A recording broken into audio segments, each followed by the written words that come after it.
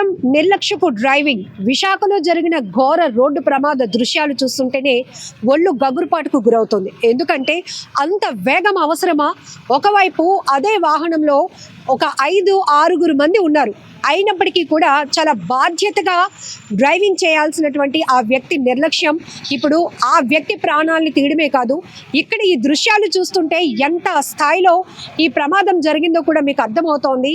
అతి వేగంగా వస్తున్నటువంటి కారు ఈ ఆర్టీసీ బస్సును ఢీకొనటం వల్ల జరిగినటువంటి ప్రమాదంలో ఆ డ్రైవింగ్ చేస్తున్నటువంటి వ్యక్తి అక్కడికక్కడే ప్రాణాలు కోల్పోయారు. మరొక బాధాకరమైన ఘటన ఏంటంటే ఆ వ్యక్తి ఏదైతే డ్రైవింగ్ సీట్లో ఉన్నారో ఆ సీట్లోనే ఆయన ప్రాణాలు వదిలారు. ఆ వ్యక్తి తీయటానికి సుమారు 15 మంది వరకు తీవ్రంగా శ్రమించాల్సి వచ్చిందంటే ప్రమాద స్థాయి ఏ రేంజ్లో జరుగుంటుందో మనం అర్థం చేసుకోవచ్చు. ఘటనకు సంబంధించి ప్రైమరీ ఇన్ఫర్మేషన్ అడిగి తెలుసుకుందాం. ఎస్ఐ గారు మనతో పాటు ఉన్నారు. సార్, అసలు ఏం జరిగింది సార్? మేము నార్మల్గా స్టేషన్ డ్యూటీలో ఉండగా మాకు ఇన్ఫర్మేషన్ వచ్చింది ఏంటంటే దారపాలెం దగ్గర యాక్సిడెంట్ అయింది. ఒక కార్ అండ్ బస్సు యాక్సిడెంట్ అయిందని వచ్చింది. సో బేస్డ్ ఆన్ ఇన్ఫర్మేషన్ మేము సీన్కి వచ్చి చూసేసరికి కార్లోన అదే డ్రైవర్ ఏమన్నారో కార్లో చనిపోయి ఉన్నారు. అప్పుడు బస్సు సేమ్ స్పాట్లో ఉంది. కార్ కొద్దిగా చాలా ముందుకు వచ్చేసి ఉంది. రోడ్ అంతా గాల్స్ స్ప్రింక్లర్ ఉన్నాయి. సో విత్ పబ్లిక్ సపోర్ట్తోనే ఆ డ్రైవర్ని చనిపోయిన అతన్ని తీసేసి ఎక్స్ట్రా ఎవరైతే మిగతా కార్లో ప్యాసింజర్స్ ఉన్నారో వాళ్ళందరినీ కూడా నియర్ బై హాస్పిటల్ అపోలో హాస్పిటల్లో జాయిన్ చేస్తాం. వాళ్ళందరికీ ట్రీట్మెంట్ అవుతుంది. డ్రైవర్ని కానీ కేజీహెచ్ హాస్పిటల్కి షిఫ్ట్ చేస్తామండి చనిపోయే అతను. సో నెక్స్ట్ కేసు రిజిస్టర్ చేసి ఫర్దర్ ఇన్వెస్టిగేషన్ చేస్తాం. పబ్లిక్ ఇచ్చేది ఏంటంటే వెహికల్ అనేది మహేంద్ర టీవీ 300 అండి. ప్యాసింజర్స్ అనేది ఒక అరౌండ్ 6 మెంబర్స్ ఉన్నారని చెప్తాం. 5 to 6 అన్నారు. కానీ అది ఇంకా అడగాల్సి ఉంది. వాళ్ళ బాధలో ఉన్నారు. వాళ్ళు అంత ఇంజురీ అయి ఉన్నారు కాబట్టి వెంటనే హాస్పిటల్కి షిఫ్ట్ చేసాం.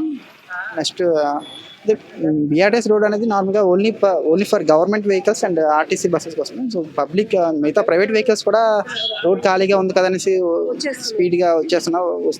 దట్టు స్పీడ్గా డ్రైవ్ చేస్తున్నారు రోడ్ ఖాళీగా ఉందనేసి. రోడ్డు ఎంత నీట్గా ఉన్నా సరే స్పీడ్గా డ్రైవ్ చేయడం వల్ల ఎక్కువ యాక్సిడెంట్స్ అనేవి అవుతున్నాయి. సో ఇన్ని జరుగుతున్నా సో పబ్లిక్లో అనేది కొద్దిగా చేంజ్ వచ్చేసి అట్లీస్ట్ బిఆర్టీఎస్ రోడ్ ఎవరు చేసి పక్కన సర్వీస్ రోడ్ వెళ్తే అటు పక్కన నుంచి ఎగినెస్ట్ ఏ వెహికల్స్ రావు కాబట్టి సో యాక్సిడెంట్ అయ్యే ఛాన్సెస్ ఉండవు. సో సర్వీస్ రోడ్స్ అంత విశాలంగా అది కూడా చాలా పెద్దగా ఉన్నాయి. సర్వీస్ రోడ్స్ కూడా మనం చూస్తే బిఆర్టీఎస్ రోడ్ ఉన్నాయి. సో ఆ రోడ్స్ యూజ్ చేసుకుంటే బెటర్ ఉంటుంది. యాక్సిడెంట్స్ అవుతున్నా సరే పబ్లిక్ మళ్ళీ ఎందుకు మరి తెలియచేస్తున్నారు మళ్ళీ సేమ్ ఇదే రోడ్ చూస్ చేస్తున్నారు. సో దాని మీద చాలా ప్రమాద తీరు చూస్తుంటే ప్రధానమైన కారణం అతి వేగం. ఎంత స్పీడ్లో వచ్చి ఉండొచ్చు? ఆయన సెల్ ఫోన్ డ్రైవింగ్ కూడా అది తెలియదమ్మా, తెలియకుండా మాట్లాడలేం కదా. సో సరే, ఇప్పుడు చనిపోయిన వ్యక్తి కార్ కి డ్రైవింగ్ చేస్తున్నారా లేకపోతే ఆ కుటుంబ సభ్యులు డ్రైవ్ చేస్తున్నారమ్మా? డ్రైవర్ అండి, అది తెలీదు. డ్రైవింగ్ చేస్తున్నారు. అతను ఫ్యామిలీ మెంబరా కదండి. ఫ్యామిలీ ఫంక్షన్ నుంచి ఏదో వస్తున్నారని ఉంది. బట్ ఫర్దర్గా తెలియదు. ఇంకా ఏదో తెలియకుండా చెప్పకూడదు కదా. ఫ్రమ్ సింహాచలం టువర్డ్స్ హనుమంతవాక అమ్మ. బస్ అనేది హనుమంతవాక టు సింహాచలం. సరే, ఇప్పుడు బస్ డ్రైవర్ చెప్తున్నారు నేను లెఫ్ట్కి అతను వస్తున్న వేగం చూసి నేను లెఫ్ట్కి వెళ్ళకపోతే ఇందులో ప్రయాణిస్తున్న వాళ్ళు కూడా ఇబ్బంది పడే పరిస్థితి ఉండేది అనేది. ఏదైనా సరే ఫర్దర్గా ఎంక్వైరీ చేశాక తెలుస్తుందమ్మా.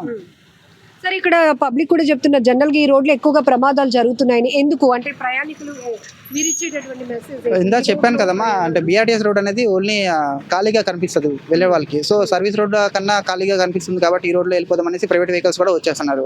వాళ్ళు కొంత దూరం వచ్చాక తెలిసింది ఓకే ఈ రోడ్లో ఆర్టీసీ బస్సెస్ వస్తాయనేసి. సో మధ్యలో వాళ్ళు కటింగ్ వెళ్ళకుండా సరే అటు నుంచి వస్తున్నాయి కదా సేమ్ ఇదే స్పీడ్లో కొట్టుకెళ్ళిపోతున్నారు. సో ఆర్టీసీ బస్సు వచ్చిన కొద్ది చిన్న టిల్ట్ అయినా సరే బస్సు అడ్జస్ట్ అయినా ఈ రోజు అలా అయింది యాక్సిడెంట్ అలా అవుతున్నాయి. జనరల్లీ బిఆర్టీఎస్ రోడ్ లో ప్రయాణించకూడదు అంటూ ఒక హెచ్చరిక బోర్డులు కూడా మనం పెట్టాం. ప్రతి జంక్షన్ దగ్గర కూడా ఇలాగే వస్తారనేసి పెట్టా. బట్ వస్తున్నారా? Thank you sir. సో ఇక్కడ చూస్తే కనుక ప్రైమరీ ఇన్ఫర్మేషన్ చూస్తే అతి వేగం అంటే ఆర్టీసీ బస్ డ్రైవర్ ఆల్రెడీ మనతో మాట్లాడి ఉన్నారు.